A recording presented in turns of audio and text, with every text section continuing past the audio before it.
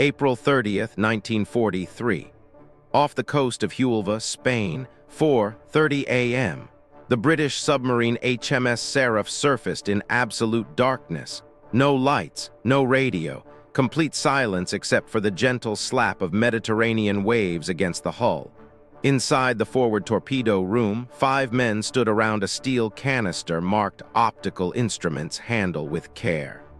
The smell hit them first. Even through the sealed container, even with the dry ice, the sweet rotting stench of death leaked through. Lieutenant Bill Jewell, the submarine's captain, looked at his men. "Gentlemen, what we're about to do will either save thousands of lives or get us all hanged as war criminals." They unsealed the canister. The corpse spilled out onto the deck, dressed in the uniform of a Royal Marines major. His name, according to the identity papers in his pocket, was William Martin, age 36, engaged to be married, carrying top-secret documents about the Allied invasion of Greece. Every single detail was a lie. The man was not Major Martin. He was never a Marine. He would never marry his fiancée because she didn't exist. And the documents in his briefcase were the most elaborate fabrication in military history. But if this worked, if the Germans believed what they were about to find, then Hitler would move entire armies to defend the wrong beaches. And the real invasion, the one that would turn the tide of the war, would land unopposed. Lieutenant Commander Ewen Montagu, the mastermind of this operation, had said it best 3 months earlier. "We're going to win the war with a corpse, a love letter, and the greatest lie ever told." The submarine crew lifted the body. In 2 minutes, Major Martin would begin his final mission, a mission he would carry out while dead. This is the true story of Operation Mincemeat, the story of how British intelligence officers turned a homeless man's corpse into the most valuable secret agent of World War II. The story of how a fake love letter, a theater ticket stub, and a carefully planted set of lies fooled Hitler himself. And most incredibly, it's all true. Every impossible detail. Every insane risk, every moment of this story actually happened. January 1943, London. British Military Intelligence Headquarters. The room was thick with cigarette smoke and desperation. 12 men sat around a conference table covered with maps of the Mediterranean. Every map showed the same problem. Sicily, the island sitting at the toe of Italy's boot, the obvious next target after North Africa, so obvious that a blind man could see it. So obvious that German intelligence had already fortified it with 300,000 troops, coastal artillery, and landmines covering every beach. General Archibald Nye, Vice Chief of the Imperial General Staff, stubbed out his cigarette. "Gentlemen, we have a problem. We need to invade Sicily. The Germans know we need to invade Sicily. And if we invade Sicily as planned, we'll lose 50,000 men in the first week. Can we go somewhere else?" Someone asked. "No, Sicily is the only option. It's the stepping stone to Italy, to Rome, to Hitler's soft underbelly, but landing there as things stand." He trailed off. He didn't need to finish. Everyone in the room knew what a defended beach landing looked like. They'd all seen the casualty reports from deep. Lieutenant Commander Ewen Montagu, a 41-year-old naval intelligence officer, leaned forward. What if we could convince the Germans we're going somewhere else? Impossible. They're not idiots. Sicily is the only logical target. Exactly. Which is why they'll never believe we're stupid enough to do the logical thing. What if we make them think Sicily is the diversion? What if we make them believe the real target is Greece? The room went quiet. How would we possibly convince them of that? Nye asked. Montagu smiled. "We tell them directly, we hand them our invasion plans, the real plans, or rather, what they'll think are the real plans." Another officer laughed. "And they'll just believe us. Hello, Jerry, here are our secret plans. Please don't defend against them." "Come on, Montagu." "Not if we just tell them." But what if they found the plans? What if they intercepted them? What if a British courier carrying top-secret documents died in a plane crash and his body washed up in Spain with the documents still on him? Silence, you want to crash a plane to plant false documents. Nye said slowly, no, too expensive, too many moving parts, too easy to trace. I want to do something simpler. Montagu paused. I want to dress up a corpse as a British officer, put fake invasion plans in his briefcase, and dump him in the ocean off Spain where the Germans will find him. The room exploded. That's insane. It'll never work. We'll be laughed out of the service. Montagu waited for the noise to die down. It's insane. It probably won't work. And yes, we might be laughed out of the service, but if it does work, if Hitler believes it, he'll move 2 entire divisions away from Sicily to defend Greece. Divisions that won't be there when we land, which means 20,000 fewer Germans shooting at our boys on the beaches. Nye stared at him. You're serious? Completely. And if the Germans see through it, if they realize it's a plant, then we're no worse off than we are now. They already expect us in Sicily, but if there's even a 10% chance this works. Montagu leaned forward. Sir, we're asking men to run into machine gun fire. The least we can do is try to make sure there are fewer machine guns. Nye looked around the room, then back at Montagu. You have 2 months. If you can make this work, you have approval, but Montagu. He pointed his cigarette at him. If this goes wrong, I will personally ensure you spend the rest of the war counting pencils in the Orkneys. Montagu nodded. Understood, sir. As he left the room, his friend and co-conspirator Charles Comendelli grabbed his arm. Ewen, you mad bastard. Do you actually have a plan, or did you just make that up? Montagu grinned. Charles, I have absolutely no idea how we're going to do this. But we have 2 months to figure it out. Let's start with the easy part. What's the easy part? Finding a corpse. February 1943. Hackney, London. The morgue was in the basement of St. Pancras Hospital. Ewen Montagu and Charles Comendelli stood outside the door, neither wanting to go in first. Did you ever imagine, Charles said, that winning the war would require us to go body shopping? No, but then again, I never imagined we'd lose Singapore either. War makes us do strange things. They entered. The coroner, Bentley Purchase, was waiting. He was a round man with kind eyes and the air of someone who had seen too many bodies to be shocked by anything. Gentlemen, I understand you need a corpse for the war effort, and that I'm not to ask too many questions. That's correct, Montagu said. Purchase nodded. I have just the one come. He led them to a table, pulled back a sheet. The man was young, maybe 34, thin, pale, dead for about 3 days. Glyndwr Michael, Purchase said. Homeless, ate rat poison-laced bread in an abandoned warehouse. Died of phosphorus poisoning 3 days ago. No family, no one to claim him, no one who will miss him. Montagu stared at the body.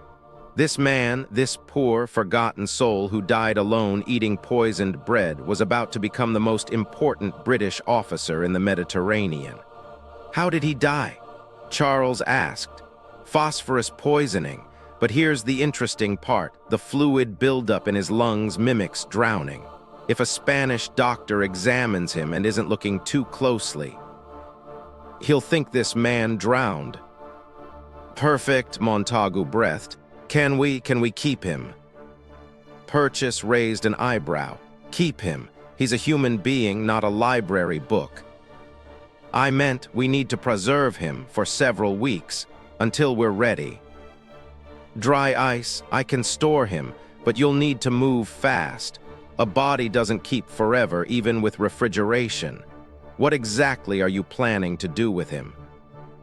Montagu and Charles exchanged glances. We're going to turn him into a war hero, Montagu said quietly. February-March 1943. Room 13, Admiralty Building, London. The transformation began. First, the identity. They couldn't just make up a name, it had to be real enough to check out, but obscure enough that no one would recognize it as fake. They chose William Martin. Common name. They backdated him into the Royal Marines roster as a temporary major. Acting Captain, Temporary Major, William Martin RM, assigned to Combined Operations Headquarters. Then came the hard part, making him real. A man is more than just a name and rank, Montagu said, spreading papers across his desk. A man has a life, friends, family, habits. If the Germans investigate Major Martin, they need to find a real person, not a ghost. Charles nodded. So we give him a life. Exactly, a complete life. They started with the fiancée. Montagu's secretary was named Jean Leslie. She was young, pretty, and engaged to be married. Perfect. Jean, Montagu said carefully, this is going to sound very strange, but I need you to write love letters to a dead man. Jean stared at him. I'm sorry, what? The corpse we're using, Major Martin needs to be engaged. He needs a fiancée. Someone the Germans can verify existed. I need you to write him love letters, passionate ones. The kind you'd write to someone you were about to marry. Can you do that? Jean was quiet for a long moment. Then, will it help win the war? Oh, yes. Then I'll do it, but I'm never telling my actual fiancé about this. She wrote 2 letters. They were perfect. Intimate without being explicit. Loving without being sappy. The kind of letters a young woman would write to her officer fiancé before he shipped out. One letter began, "The day that you will be mine again is not far off now. I hope you will be able to have some time off soon. I'm sure I've forgotten all the things I wanted to say to you." Another ended, "I do love you most frightfully, and I'm sure you know I couldn't really forget you." They photographed Jean in a bathing suit and put her picture in Martin's wallet. Now he had a face to love. Next, the personal effects. What does a man carry? Charles asked. They made a list. Wallet with money, £8 in bills, some loose change. Keys to a London flat. They rented one in his name. Ticket stubs from a London theater. They bought tickets and didn't use them. A bill from his London club for drinks. They created the receipt. An angry letter from his bank about an overdraft. Montagu wrote it himself. A receipt for an engagement ring, purchased from a real jeweler. Cigarettes, senior service, the cheap ones an officer on a budget would smoke. Matches. A cent. Christopher medallion, because he was supposed to be Catholic. A replacement identity card, because he'd lost his original. Every detail was perfect. Every piece of paper aged and worn as if it had been carried in a pocket for months. But the most important piece was the briefcase. Inside that briefcase would be 2 letters. Personal letters from one general to another, casually mentioning the real invasion plans. One letter, supposedly from Lieutenant General Archibald Nye to General Harold Alexander, mentioned in passing. We have had recent information that the Boche have been reinforcing and strengthening their defenses in Greece and Crete. We are going to have to make a real show in the area of Sicily to draw their attention away from our real target in Greece. It was perfect. Too casual to be an official document, too specific to be anything but real, and it would land directly in front of Hitler. By mid-April, Major William Martin existed. He had a life, a fiancé, bills, debts, theater tickets, photographs, everything a real man would carry, except Major William Martin had been dead for 6 weeks. April 19, 1943. Holy Loch, Scotland. HMS Seraph was ready. The submarine was chosen for its commander, Lieutenant Bill Jewell, who had a reputation for keeping secrets. He'd need it. What they were about to ask him to do violated every rule of war, decency, and possibly God. They loaded Major Martin's body into the submarine in a steel canister filled with dry ice. The canister was labeled, "Optical instruments handle with care." Inside, the corpse wore Royal Marines uniform with Major's insignia, trench coat Burberry worn but quality, life jacket inflated, boots military issue broken in. On his wrist, a watch stopped at 2:47 a.m. In his pockets, all his personal effects. Chained to his wrist, a briefcase containing the letters. The submarine set sail. 11 days to reach the coast of Spain. 11 days with a rotting corpse in a canister in the forward torpedo room. The crew was told nothing except that the mission was classified and critical to the war effort. On April 30th at 4:30 a.m., they reached the coordinates, off the coast of Huelva, Spain. Spain was neutral, but everyone knew the Spanish military was riddled with German spies. A body washing ashore here would be on Hitler's desk within hours. Lieutenant Jewell ordered the submarine to surface. The canister was brought to the deck. When they opened it, the smell was overwhelming. Even the hardened submariners gagged. 6 weeks dead, even with dry ice, was not pleasant. They lifted Major Martin out carefully. The body was rigid, the face was gray-green, but he was still recognizably human, still recognizably an officer. Jewell read from the Book of Common Prayer, "I am the resurrection and the life, saith the Lord." It felt wrong, Jewell thought, reading funeral rites over a man who was already dead. A man who had died alone, forgotten, and was now being used as a tool of war. But if it saved even one life in Sicily, they inflated the life jacket fully. They checked the briefcase was secured to his wrist. They made sure all his personal effects were in place. Then at 4:47 a.m., they lowered Major William Martin into the Mediterranean Sea. The body floated face down, the life jacket keeping it on the surface. The tide was right. The currents would carry him directly to Huelva Beach within hours. HMS Seraph dove and vanished. Behind them, Major Martin drifted toward Spain, toward the Germans, toward Hitler himself. All they could do now was wait. May 1st, 1943. Huelva Beach, Spain, 9:30 a.m. Jose Antonio Rey Maria, a local fisherman, saw the body first. A man in a military uniform, face down in the surf. British from the look of the coat. An officer. Jose pulled the body ashore and immediately called the authorities. Within an hour, the Spanish Navy had taken possession of the corpse.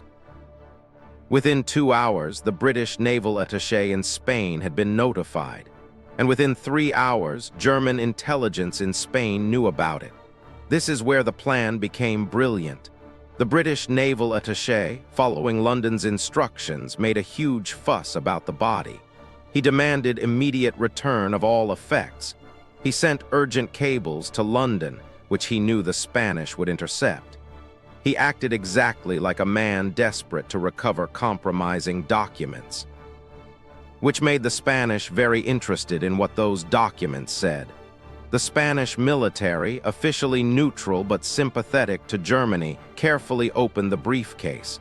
They photographed every document.